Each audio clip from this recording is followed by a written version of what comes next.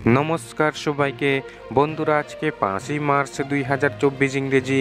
আজকের পরিয়াদ পত্রিকায় উঠে আসা কয়েকটি বিশেষ গুরুত্বপূর্ণ হেডলাইন হল: ট্রাফিক সচেতনতা বৃদ্ধিতে গুরুত্ব দিচ্ছে সরকার, লোকসভায় দলের অবস্থান ও রণকৌশল নির্ণয়ে আজ বৈঠকে মোথা, দুয়ারে লোকসভা, পাহাড়ে শক্তি বাড়াতে 6 মার্চ বৈঠকে বসছে জিএমপি, নিখোঁজ ব্যক্তির স্ত্রীকে পিস্তল উঁচিয়ে হুমকি, লোকসভায় পশ্চিমের প্রার্থী হয়ে আজ রাজ্যে আসছেন বিপ্লব, শ্লীলতাহানির দায়ে গ্রেপ্তার বুথ সভাপতি, উদ্দাম শরীরে তীব্রালেন্ডের জোরালো দাবি কর্মী সমর্থকদের, বাজেটকে দিশাহীন আখ্যা দিয়ে আলোচনা করলেন অনিমেষ, ট্রেজারি বেঞ্চকে চাপে রাখলেন বিধায়ক গোপাল। বন্ধুরা, প্রথমে আমরা যেই হেডলাইনটির বিস্তারিত আলোচনা দেখব, সেই হেডলাইনটির নাম হল লোকসভায় দলের অবস্থান ও রণকৌশল নির্ণয়ে আজ বৈঠকে মোথা। এখানে বলা হচ্ছে, স্বজাতির দাবি আদায়ের লক্ষ্যে বড়মুরাতে অনশন আন্দোলন বসে দাবি পূরণের আশ্বাস সম্বলিত একটি ত্রিপাক্ষিক চুক্তির কাগজ নিয়ে আপাতত তীব্রমতা শিবিরে চলছে ব্যাপক আনন্দ উল্লাস। বিজয়ের আনন্দে সোমবার একটি এডিসি এলাকাতে সরকারি ছুটিও হয়ে গেল। বিভিন্ন এলাকাতেও এই নিয়ে আনন্দ আয়োজনের প্রস্তুতি চলছে। তবে শান্তি শৃঙ্খলা বজায় রেখে আনন্দ উল্লাস করতে দলীয় নেতাকর্মীদের প্রতি নির্দেশ দিয়েছেন দলের সুপ্রিমো প্রদ্যোৎ বিক্রম মাণিক্য দেববর্মা। অনশন আন্দোলনের পাত চুকিয়ে এখন লোকসভা নির্বাচন নিয়ে মনোনিবেশ করতে চাইছে দল। দলীয় সূত্রের খবর, লোকসভা নির্বাচনে দলের ভূমিকা কী হবে এ নিয়ে দলের নেতাদের মতামত জানতে ও দলীয় সিদ্ধান্ত জানিয়ে দিতে মঙ্গলবার দলের বৈঠক আহ্বান করেছেন দলের সভাপতি বিজয় কুমার রাঙ্খল ও সুপ্রিমো প্রদ্যোৎ বিক্রম মাণিক্য দেববর্মা। প্রদ্যোতের মাণিক্য করতে এই বৈঠক ডাকা হয়েছে। তাতে দলের ওয়ার্কিং কমিটির নেতৃত্ব, বিধায়ক এডিসির সদস্যরা, মহিলা ও যুব সংগঠনের নেতৃত্ব সহ দলের জেলা ও বিধানসভা স্তরের নেতাদের ডাকা হয়েছে। মঙ্গলবার আজ সিদ্ধান্ত নেওয়া হবে লোকসভা নির্বাচনে তাদের ভূমিকা কী হবে। রাজনৈতিক মহলের দাবি, যেহেতু ত্রিপাক্ষিক চুক্তিপত্র হাতে পেয়েছে, ফলে শাসক দলের বিরুদ্ধে অন্তত এই লোকসভা নির্বাচনে যাবে না দল। শাসক গোষ্ঠীর পথের কাঁটা হয়ে দাঁড়াবে না। শাসকের জয়ের পথ সুনিশ্চিত করতেই লোকসভাতে ভূমিকা নেবে তীব্রমতা। বন্ধুরা, এখন আমরা যেই হেডলাইনটির বিস্তারিত আলোচনা দেখব, সেই হেডলাইনটির নাম হল বাজেটকে দিশাহীন আখ্যা দিয়ে আলোচনা করলেন অনিমেষ। এখানে বলা হচ্ছে, বিধানসভার রীতি অনুযায়ী আজ অর্থাৎ সোমবার বাজেট অধিবেশনের দ্বিতীয় দিনে 2024-25 অর্থ বছরের বাজেট নিয়ে আলোচনার সূচনা করেন বিরোধী দলনেতা অনিমেষ দেববর্মা। এরপর একে একে ট্রেজারি বেঞ্চ এবং বিরোধী বেঞ্চের সদস্যরা বাজেট নিয়ে আলোচনা করতে গিয়ে ট্রেজারি বেঞ্চের পক্ষ থেকে যেমন বাজেটকে আগামীর দিশা বলে সন্তোষ ব্যক্ত করেছেন, তেমনইভাবে বিরোধী সদস্যরা তাদের আলোচনায় বাজেটের বিভিন্ন ফাঁক ফোকরগুলি তুলে ধরে আরও কী কী বাজেটে অন্তর্ভুক্ত থাকা প্রয়োজন ছিল সেই বিষয়েও আলোকপাত করেন। অনিমেষ দেববর্মা বাজেটের উপর আলোচনা করতে গিয়ে তিনি বলেন, এই বাজেটে নেই কোনো দীর্ঘমেয়াদী পরিকল্পনা। রাজ্য সরকার যেহেতু এক ত্রিপুরা শ্রেষ্ঠ ত্রিপুরা গড়ার কথা বলছে, তাই বাজেটে রাজ্যের গরিব অংশের মানুষের বিষয়ে আরও অনেক কিছু উল্লেখ করা প্রয়োজন ছিল।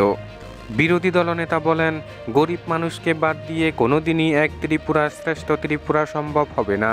শুধু তাই নয়, তিনি বলেন, এসটিজিটি পরীক্ষা যারা দিয়েছেন, ফল প্রকাশে বিলম্ব হওয়ায় তারাও চিন্তিত। বাজেটের সমালোচনা করে অনিমেষ দেববর্মা যারা বাজেট তৈরি করেছে তাদের অভিজ্ঞতা নিয়েও প্রশ্ন তুলেন। তিনি মনে করেন, বাস্তবের উপর ভিত্তি করে এই বাজেট তৈরি হয়নি।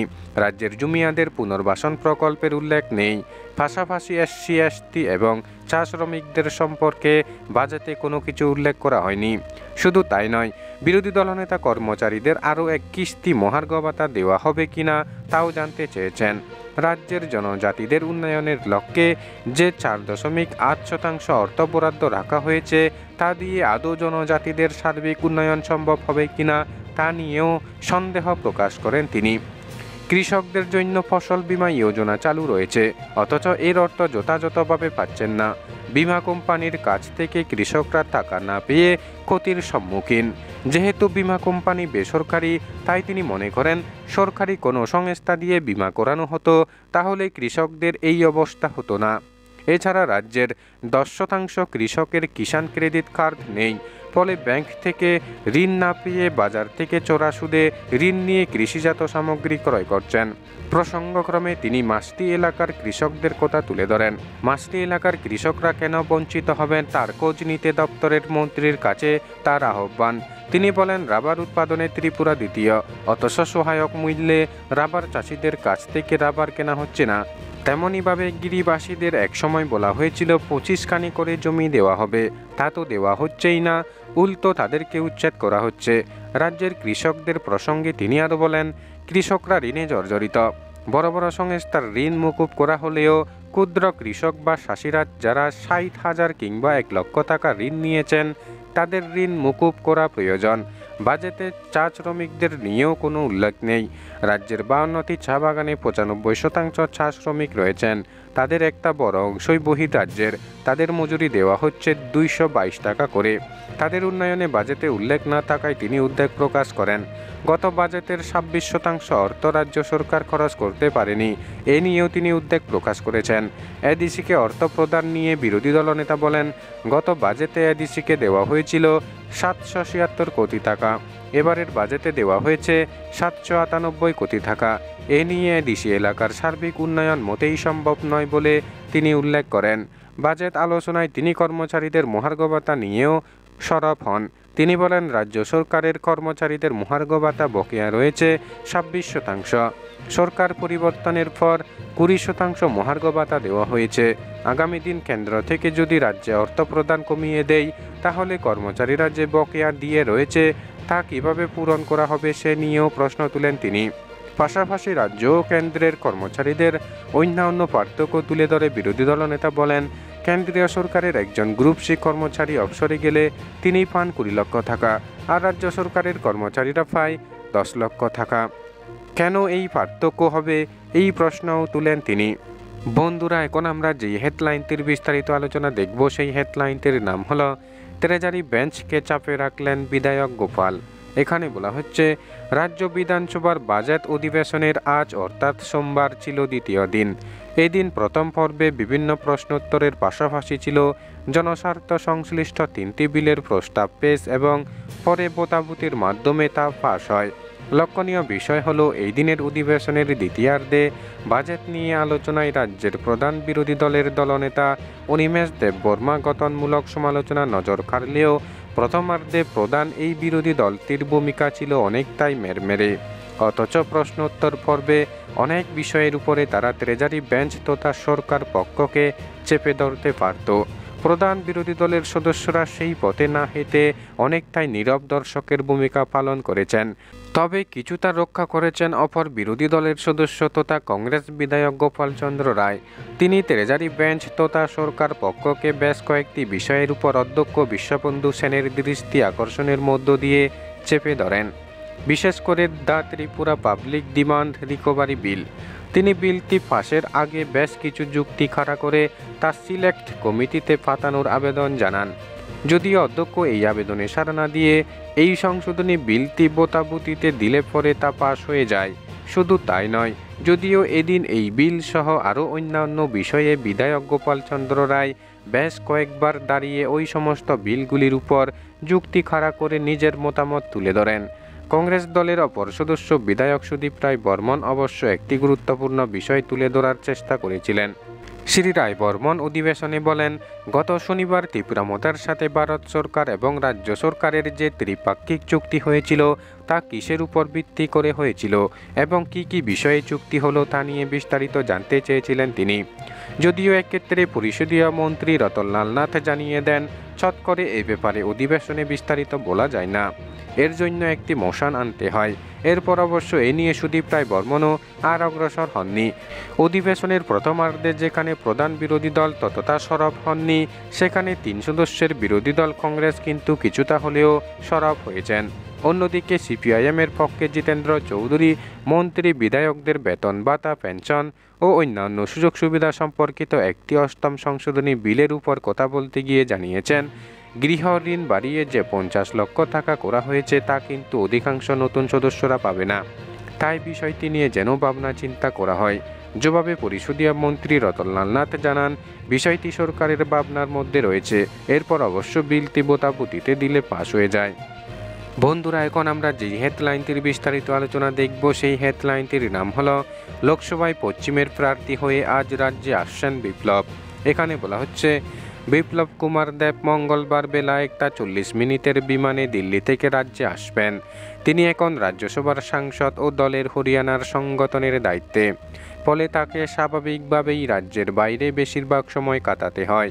মাঝে মধ্যে আসা যাওয়া নিয়ে বাড়তি কোনো উৎসাহ বা আগ্রহ না থাকলেও মঙ্গলবার রাজ্যে আসা নিয়ে বিশেষ আগ্রহ সৃষ্টি হয়েছে।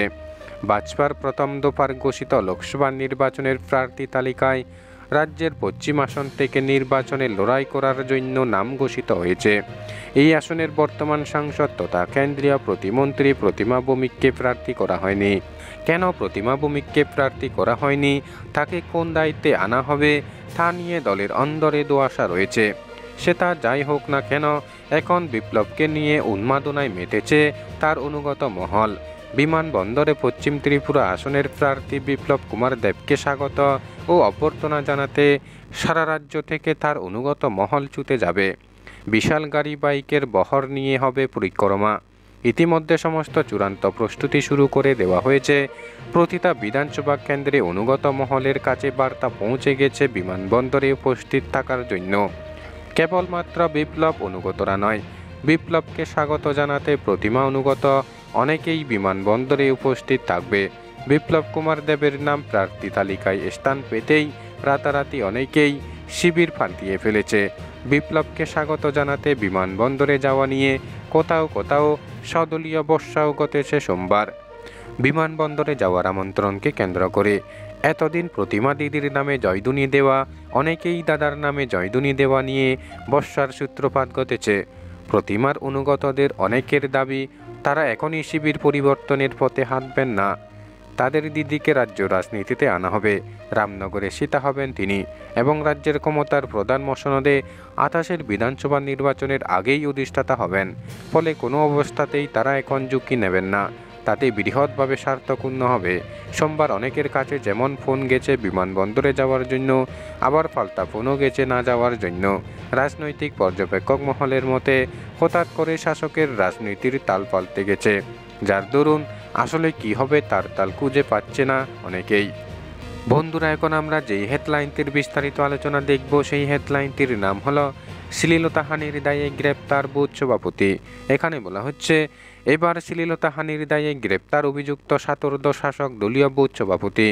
ঘটনা উত্তর ত্রিপুরা জেলার ধর্মনগর থানাধীন হাফলং গ্রাম পঞ্চায়েতের বীরেশপাড়া এলাকায়। ঘটনার বিবরণে জানা যায়, গত শুক্রবার সকাল আনুমানিক 10টা নাগাদ অভিযুক্ত নীতিশ 14 বছরের এক নাবালিকার বাড়িতে গিয়ে জল খাওয়ার বাহানায় নাবালিকার একাকিত্বের সুযোগ নিয়ে শ্লীলতাহানি করে। পরে নাবালিকা চিৎকার চেঁচামেচি করলে অভিযুক্ত পালিয়ে যায়। পরবর্তীতে নাবালিকা তার মার কাছে গোটা বিষয় জানালে ধর্মনগর মহিলা থানায় লিখিত অভিযোগ দায়ের করা হয়। লিখিত অভিযোগ পেয়ে মহিলা থানার পুলিশ 5/2024 নম্বরের ভারতীয় দণ্ডবিধির 448/354 এবং পক্সো ধারার মামলা হাতে নিয়ে তদন্ত শুরু করে। এদিকে এলাকাবাসীর তরফেও তদন্তক্রমে অভিযুক্তের কঠোর শাস্তির ব্যবস্থা গ্রহণের দাবি তোলা হয়েছে। কিন্তু অভিযুক্ত স্থানীয় গ্রাম পঞ্চায়েতের 7 নং ওয়ার্ডের বুথ সভাপতি হবার কারণে পুলিশ তাকে গ্রেপ্তার করেনি। অবশেষে রবিবার বীরেশপাড়ার জনজাতি অঙ্গনওয়াড়ি কেন্দ্রের প্রাঙ্গণে স্থানীয় গ্রামবাসীরা এক সভায় মিলিত হয়ে ঐক্যবদ্ধভাবে সিদ্ধান্ত নেই অভিযুক্তের প্রকৃত শাস্তি প্রশাসনকে দিতেই হবে। অবশেষে সোমবার সকালে হাফলং এলাকা থেকে অভিযুক্ত নীতিশ নাথকে গ্রেপ্তার করে পুলিশ। আরেকজন বুথ সভাপতি এ ধরনের ঘটনায় জড়িয়ে পড়ায় এলাকা জুড়ে ছিচিরব। বন্ধুরা, এখন আমরা যেই হেডলাইনটির বিস্তারিত আলোচনা দেখব সেই হেডলাইনটির নাম হলো পাহাড়ে শক্তি বাড়াতে 6 মার্চ বৈঠকে বসছে জিএমপি। এখানে বলা হচ্ছে, আগামী 6 মার্চ গুরুত্বপূর্ণ বৈঠকে বসছেন ত্রিপুরা রাজ্য গণমুক্তি পরিষদের নেতৃত্ব। সংগঠনের কেন্দ্রীয় কমিটির বৈঠক সেদিন অনুষ্ঠিত হবে। বৈঠকে পাহাড় এলাকায় আন্দোলন কর্মসূচি জোরদার করার উপর সিদ্ধান্ত নেওয়া হতে পারে। তার সঙ্গে আগামীর পরিকল্পনা গ্রহণ করে পাহাড়ের রাজনীতির প্রেক্ষিতে সংগঠনকে শক্তিশালী করার উপর নেতারা সিদ্ধান্ত নেবেন। এতটুকু সব কিছু ঠিকঠাক থাকলেও এই বৈঠক ত্রিপাক্ষিক চুক্তির পর অনুষ্ঠিত হচ্ছে। এই চুক্তি নিয়ে সিপিআইএম তাদের বক্তব্য রেখেছে। এতে দল মনে করছে এটা প্রতারণা। রাজ্যের ট্রাইবেলদের জন্য বিজেপি সরকারের আমলে উন্নয়ন করা হয়নি, তা ডাকবার জন্য কৌশল নেওয়া হয়েছে। তার আগে 2018 সালের আগেও কমিটি গঠন করার কথা বলে বহু পরে কমিটি গঠন করা হয়েছিল, কিন্তু এখনও রিপোর্ট পেশ করেনি। হাই পাওয়ার কমিটির পর নতুন রাজনৈতিক চমক বা গিমিক বলে দাবি করে বামেরা পাহাড়ের রাজনীতিতে আবারও নিজেদের শক্তি বাড়াতে চায়। জিএমপির বৈঠক 6 মার্চ। রাধাচরণ দেববর্মারা অবশ্যই এই ত্রিপাক্ষিক চুক্তি নিয়ে আলোচনা করবেন। তার পাশাপাশি একে কাজে লাগিয়ে প্রচার করতে চাইবেন। তাছাড়া মোটা গোটা রাজ্যে একে ইস্যু করে প্রচার করছে। মিছিল, সভা, শোভাযাত্রা সংগঠিত করে ত্রিপাক্ষিক চুক্তির বার্তাও পৌঁছে দিতে চায়। তাছাড়া বিজেপিও একে প্রচারের আলোয় নিয়ে যেতে চায়। সব মিলিয়ে মোটা ও বিজেপি প্রচারের ইস্যু করলেও কৌশল নিয়ে এগোতে চায় বামেরা। এডিসি এলাকায় ছুটির পর মোতার মেগা রাজনৈতিক কর্মকাণ্ড শুরু হলো। রাজ্যের বিভিন্ন জায়গায় কর্মসূচি সংগঠিত করার সিদ্ধান্ত নেওয়া হয়েছে। শুরু হলো বেশ কয়েকটি জায়গায়। সব মিলিয়ে ইস্যু ত্রিপাক্ষিক চুক্তি ময়দানে মোথা। বন্ধুরা, খবর আপাতত এই পর্যন্ত। প্রতিনিয়ত খবরের আপডেট পেতে চ্যানেলটি লাইক, শেয়ার, সাবস্ক্রাইব করে আমাদের সঙ্গে থাকুন। ধন্যবাদ সবাইকে ভিডিওটি দেখার জন্য।